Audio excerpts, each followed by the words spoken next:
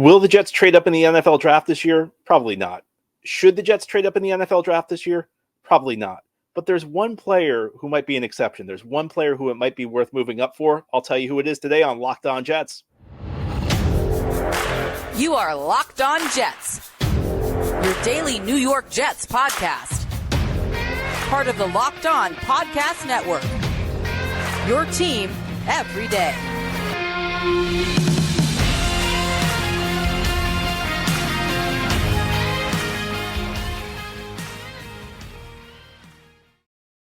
Welcome. This is the Locked On Jets podcast, part of the Locked On Podcast Network, your team every day. It's Wednesday, January 31st, the final day of January in the year 2024. And I'm your host, John B. from GanggreenNation.com. Thanking you so much for making the show your first listen or first watch every day.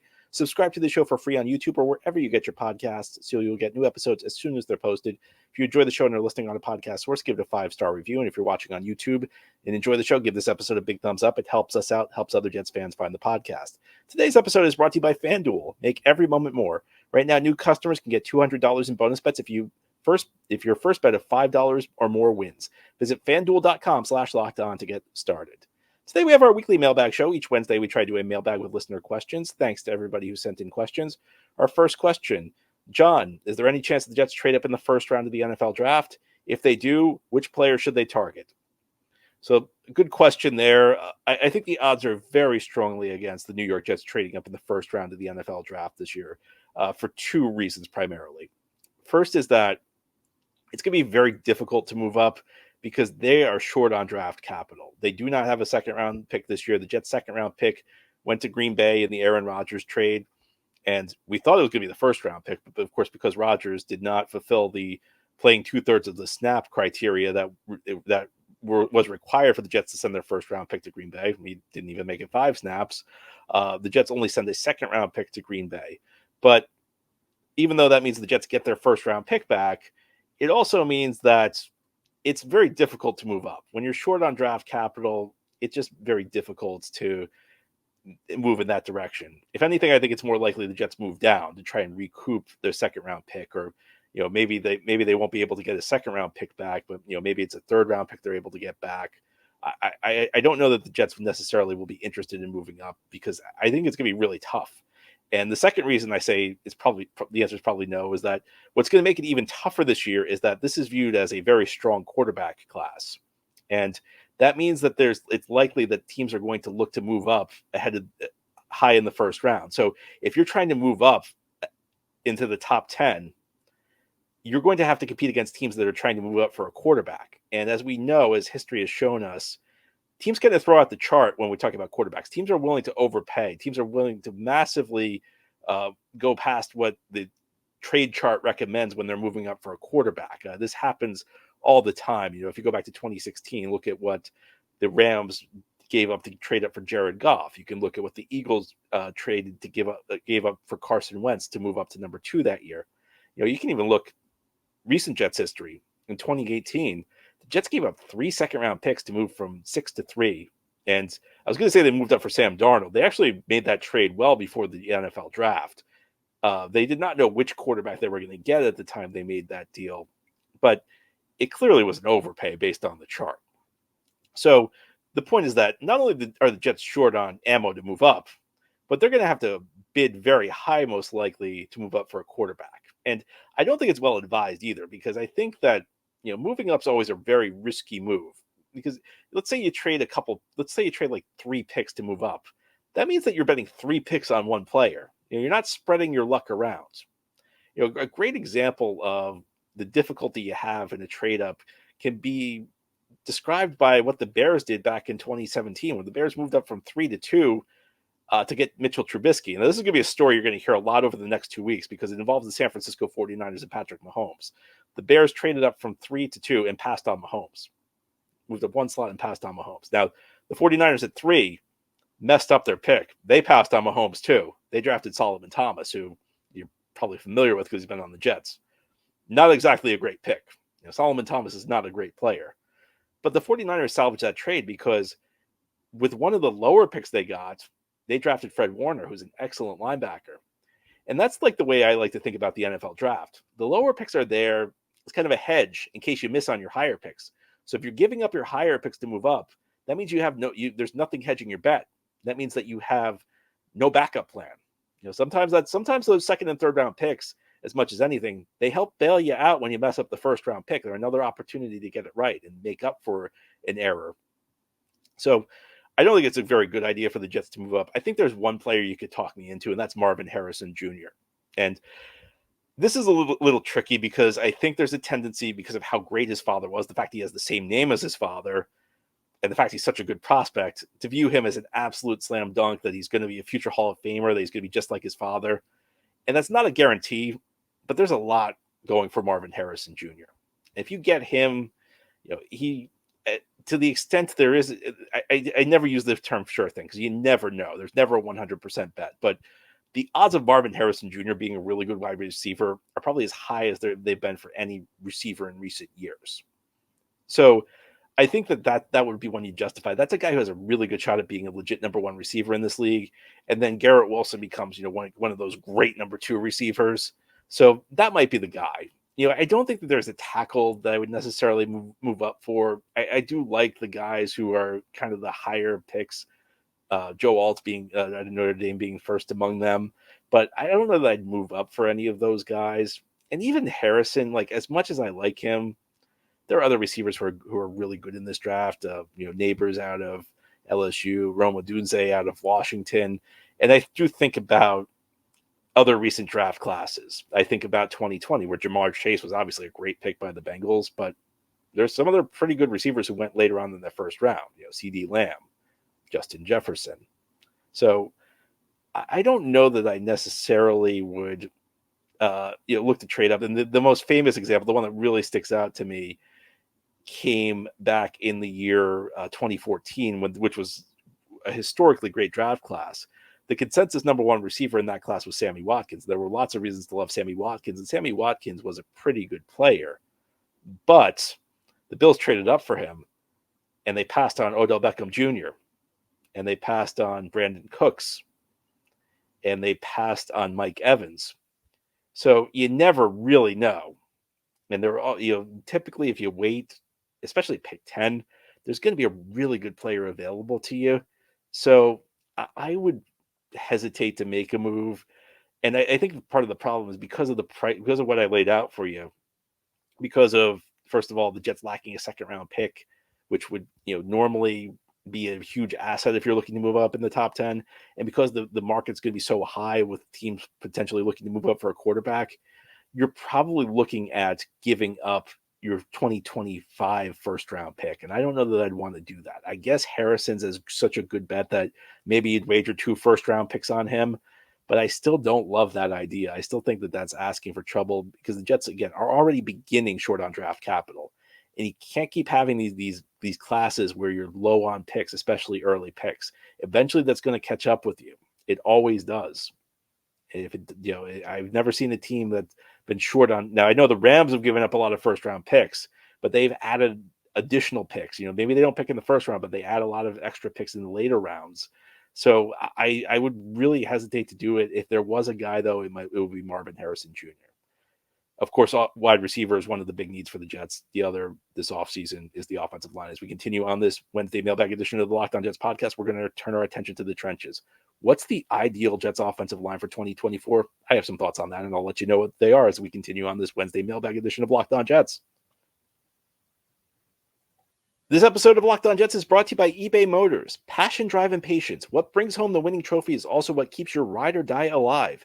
And eBay Motors has everything you need to maintain your vehicle and level it up to peak performance. From superchargers, roof racks, exhaust kits, LED headlights, and more, whether you're into speed, power, or style, eBay Motors has got you covered. And with over 122 million parts for your number one ride or die, you'll always find exactly what you're looking for. And with eBay Guaranteed Fit, your part is guaranteed to fit your ride every time or your money back. Because with eBay Motors, you're burning rubber, not cash. And with all the parts you need at the prices you want, it's easy to turn your car into the MVP and bring home that win. Keep your ride or die alive at ebaymotors.com. Eligible items only. Exclusions apply. eBay Guaranteed Fit. Only available to U.S. customers. Thank you so much for making Locked On Jets your first listener, first watch every day. A big shout out to you every day. Our daily podcast covering the New York Jets. New episodes Monday through Friday, each day through the week. And also know that Locked On has launched the first ever national sports 24/7 streaming channel on YouTube. Locked On Sports Today is here for you 24/7, covering the top sports stories of the day with local experts of Locked On, plus our national shows covering every league. Go to Locked On Sports Today on YouTube and subscribe to the first ever national sports 24/7 streaming channel. And today on Locked On Jets, we're doing our weekly mailbag show. Each Wednesday, we try and do a mailbag with listener questions. Our next question, John, what's your ideal starting five for the Jets on the offensive line next year? Now, part of this, I have to be realistic because, like, part of me wants to trade down in the first round. But if you trade down in the first round, that means, like, one of the guys I'm going to mention is not going to be available. So this is what I came up with. If it was up to me, I think I would put Joe Tippmann at guard, and I'd put Elijah Vera Tucker at guard. The reasons for this are, with Tippmann, first of all, I thought he played better at guard than at center. But second, I think he might be more valuable to the Jets at guard. And now I think that there's an argument to be made at center. You can pull him. There aren't many centers you can pull, so you add extra plays to your run game. You'll be able to block guys with your center you wouldn't be able to. But I think in today's NFL, center is really a thinking position. And Tippmann's just such a physical specimen that might be better utilized at the guard position.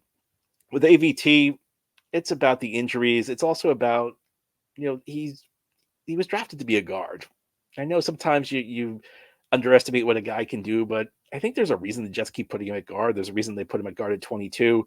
There's a reason they kept him at guard heading into 23. And maybe these aren't good reasons. Maybe I'm giving the Jets too much credit because they have not exactly made stellar decisions on the offensive line, but I think those are my two guards. So we need two tackles in the center. My center is Connor Williams from Miami. I think guy who moved to center from guard.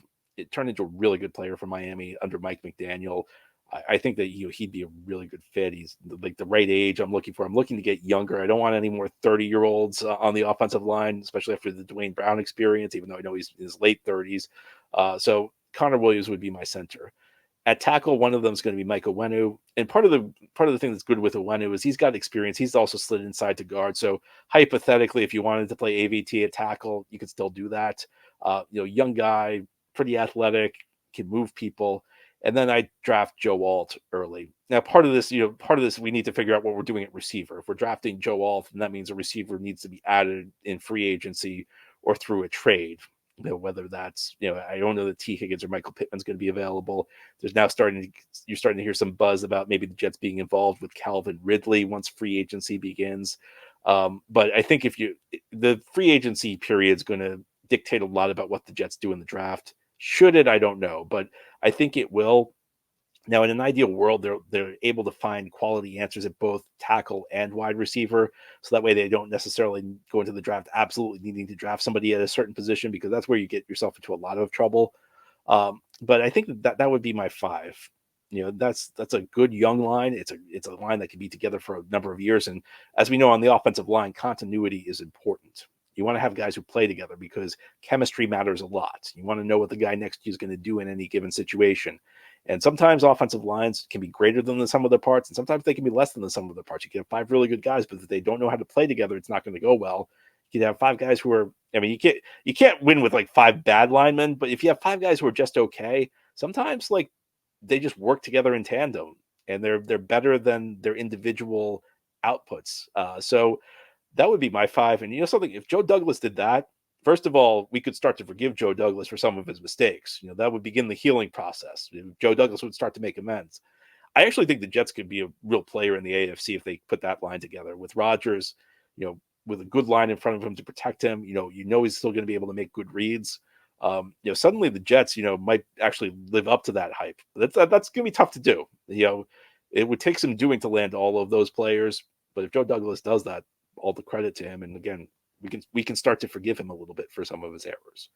On that note, our next question, John B., you are very strongly and rightly, in my view, criticizing mistakes by Douglas and his predecessors. What instances can you recall where Douglas and his predecessors were right and you were mistaken? What did you learn from those cases? Douglas is a tough one because I've been very deferential to Douglas, and probably too deferential because the stuff I've gotten wrong on Douglas has typically been giving him too much leeway, drafting Mekhi Becton over Tristan Wirfs when I liked Wirfs better, the Dalvin Cook signing. I could go on. The two that might come to mind are, not giving up on Ashton Davis. I was ready to give up on Ashton Davis after his second season. And I don't know that Davis is ever going to be a starting caliber player in this league, but he's turned himself into a valuable special teamer, good sub package player. Not a horrible third round pick. I know in the third round you'd like to get a starter, but maybe that's one, because I even the day the Jets drafted Davis, I was not a big fan of that. So that might be one. Jury's out on Michael Clemens. I did not like that pick when they made it. I liked Clemens this year less than I liked him as a rookie, but maybe that one will pan out.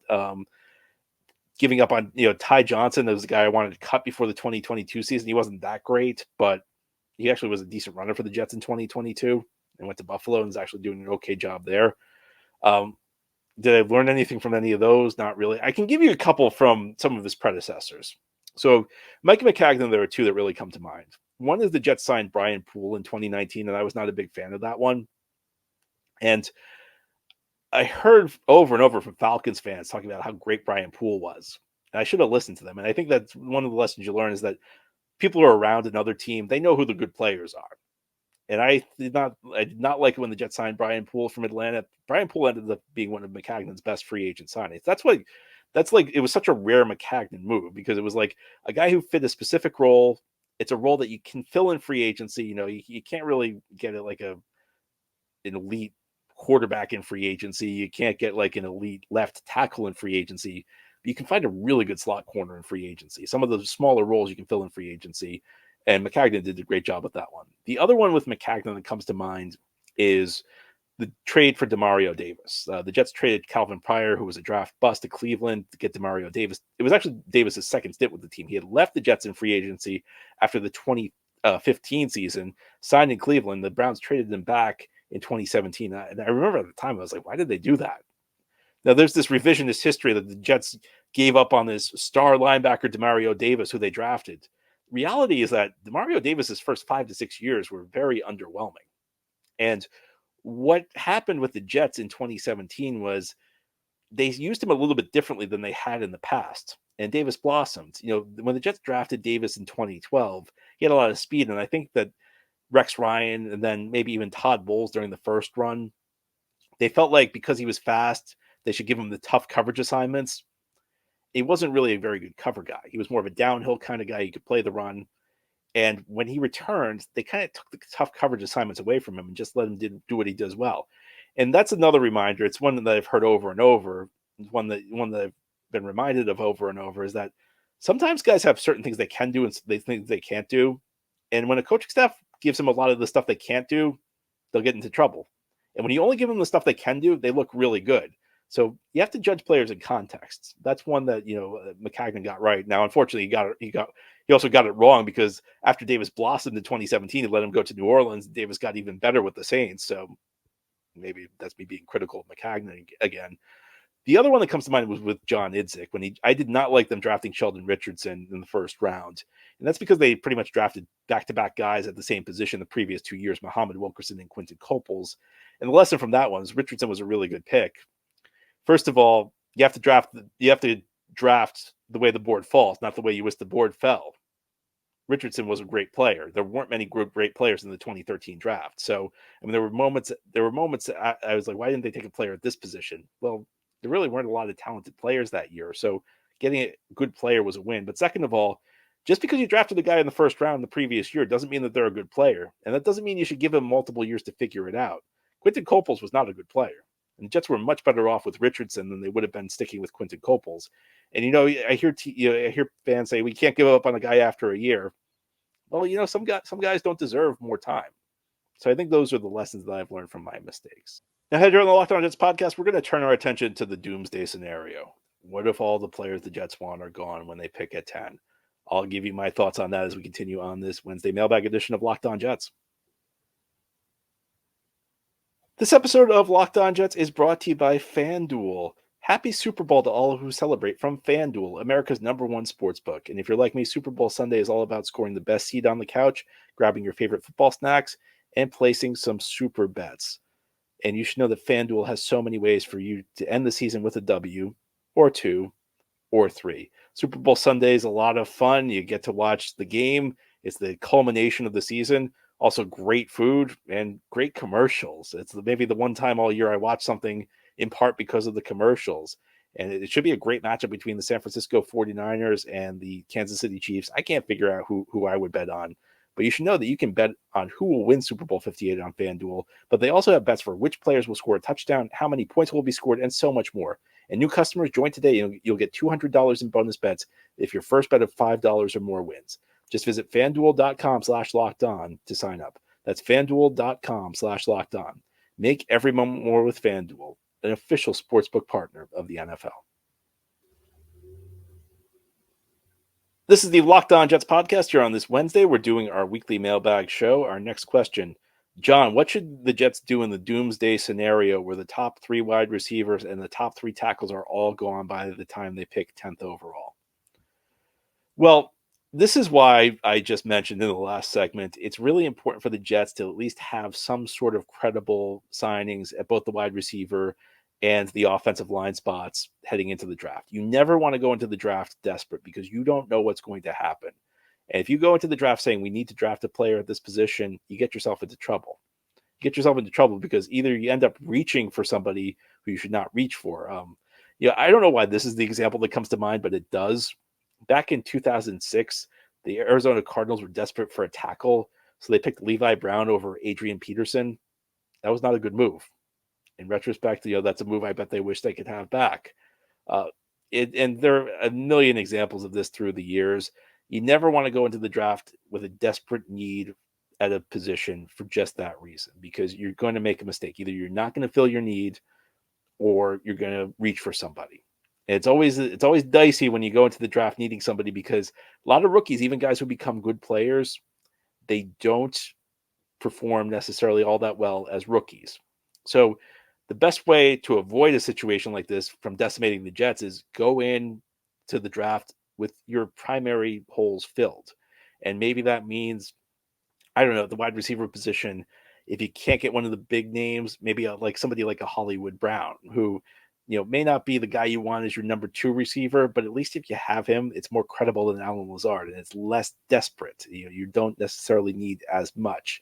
But I do think you reach a point where you can't just focus on exclusively on position. I'm not saying position is irrelevant, especially for a team that has designs on being good immediately next year in the Jets, where they're going to be looking for day one contributions, and they have holes that are so big. They're going to focus at least to a degree on position, but there has to be a balance. Now, that balance, I think, for the Jets would be probably the top 3 tackles and the top 3 receivers. If all those guys go, then I guess they'll have to do something else. But I mean, because you reach a point where you're just like, you're drafting a tackle or a receiver for the sake of drafting a tackle or a receiver. I think at that point, you'd look to trade down. At that point, you'd look to recoup, hopefully a second round pick, maybe, if not that, then get an extra third round pick. But if you enter the draft desperate, you're asking for trouble. So I would avoid it. Now, maybe Brian Thomas, a receiver out of LSU, would be an option. I mean, maybe he's a guy who wouldn't be such a reach at 10, but in general, don't get to the position where this is the type of thing that decimates you. Handle free agency better. Next question. If you could change one thing about last offseason, personnel-wise, it had nothing to do with the Rodgers trade, but if you could add one player the Jets were interested in last offseason, who would it be? I would go with Orlando Brown. I think that if Orlando Brown was signed, and he did not have that great of a year with Cincinnati, but he still was better than what the Jets were throwing out there on the offensive line. I think he would have made a big difference. I think he would have stabilized the tackle position. I don't think the offensive line would have fallen apart to the degree it did. I was really surprised he did not get a bigger deal in free agency, and it's possible he left some money on the table to play in Cincinnati, because Cincinnati is obviously a team that's very competitive in this conference, but that was the guy I really wanted. That was the guy where, it feels like every offseason there's one player out there who hits free agency or who's a pending free agent who I say, you know what, I don't even care if you overpay. This is the guy I'd go out and get. I would not be outbid for this guy. Last year, it was Orlando Brown. I think that if the Jets had been able to sign him, it would have made a big difference. And, unfortunately, they weren't able to get him. We won't go into it, but he's talked about how the uncertainty around the Rodgers trade, how taking forever may have played an impact in that. So we won't go there right now. And our last question, who do you think is the most underappreciated player on the team? Guy I talk about a lot, and it's very easy to understand why he's underappreciated. I mean, there's some other players, some special teamers. I mentioned Ashton Davis, although I think I think like the hardcore Jets fans kind of get that Ashton Davis is pretty good. Irv Charles I really like on special teams, but for me the most underappreciated player is Michael Carter II. And again, it's easy to understand why he's underappreciated. First of all, he's got two other really good corners he's competing with for attention in Sauce and DJ, especially Sauce, who's one of the top corner. Sauce might be the best corner in the NFL. So when you're on the same team playing the same position, you're not going to get as much attention. But also DJ Reed, who's a really good number two corner, one of the best number two corners in the league. I don't think people appreciate the extent to which Michael Carter II shuts down guys from the slot. An excellent slot corner. And I think the other aspect of this is people don't understand that slot corners are full-time players now. The other teams put three receivers on the field frequently, more than half the time, which means Michael Carter II, the slot corner, is a regular player. You have three starting corners in today's NFL, and one of them is in the slot, and that's Michael Carter II. I think a really excellent player. In fact, I'd even say this extending Michael Carter II should be a priority for the Jets this offseason. Jets need to start getting proactive with re-signing their young players who are talented. I would not take this to a contract year for Michael Carter II the way he's playing, because he's turned into an excellent slot corner for the Jets. Anyway, that's all for today's episode. This has been the Locked On Jets podcast, part of the Locked On Podcast Network.